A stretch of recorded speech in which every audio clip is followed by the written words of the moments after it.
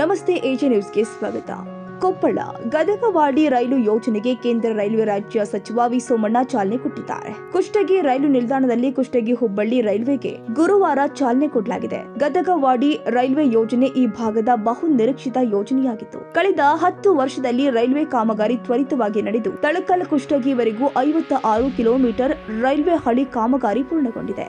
ಹಿಂದೆ ಇದ್ದ ಕೇಂದ್ರ ರೈಲ್ವೆ ಖಾತೆ ಸಚಿವರು ಆದ ಮಲ್ಲಿಕಾರ್ಜುನ ಖರ್ಗೆಜಿ ಯೋಜನೆ ಜಾರಿಗೆ ತಂದಿದ್ರು ಮತ್ತು ಯಲಬುರ್ಗಾ ಕ್ಷೇತ್ರ ಶಾಸಕರು ಆದ ಶ್ರೀಯುತ ಬಸವರಾಜ ರಾಯರೆಡ್ಡಿ ಸಾಹೇಬ್ರು, ಮುಖ್ಯಮಂತ್ರಿ ಆರ್ಥಿಕ ಸಲಹೆಗಾರರು ಇವರ ಶ್ರಮದಿಂದ ಈ ನೂತನ ರೈಲ್ವೆ ಮಾರ್ಗ ಈ ಸಂಭ್ರಮಾಚರಣೆಗೆ ಕಾರಣೀಭೂತರು.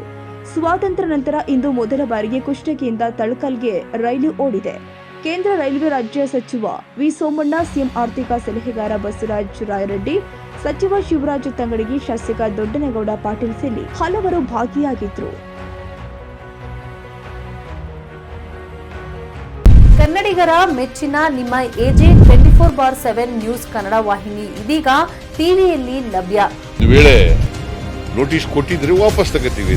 ಇವತ್ತು ವಕ್ಫ್ ಪ್ರಾಪರ್ಟಿ ಅಂತೇಳಿ ಬರ್ತದೆ ಅಂತ ಹೇಳಿದ್ರೆ ರೈತರ ಬೀದಿಗೆ ಬದಲು ಏನ್ ಮಾಡ್ಬೇಕಾಗತ್ತೆ? ಯಾರು ವೋಟ್ ಹಾಕಲಿಲ್ಲ ಅಂದ್ರೆ ಗ್ಯಾರಂಟಿನೆಲ್ಲ ಸ್ಟಾಪ್ ಮಾಡ್ಬಿಡ್ತೀವಿ.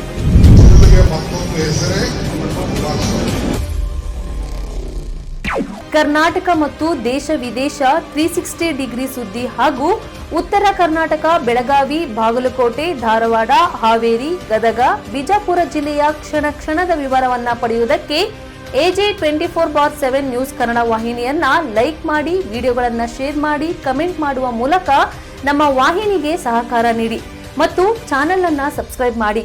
ಧನ್ಯವಾದಗಳು.